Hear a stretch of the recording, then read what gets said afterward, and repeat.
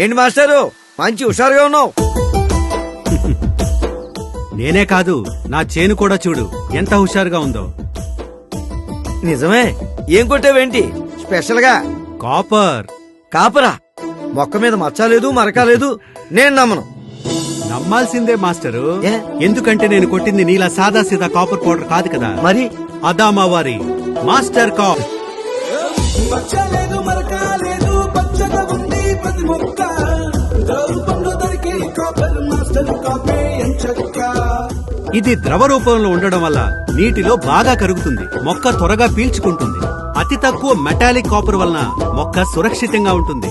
Adama వారి master cap వాడండి.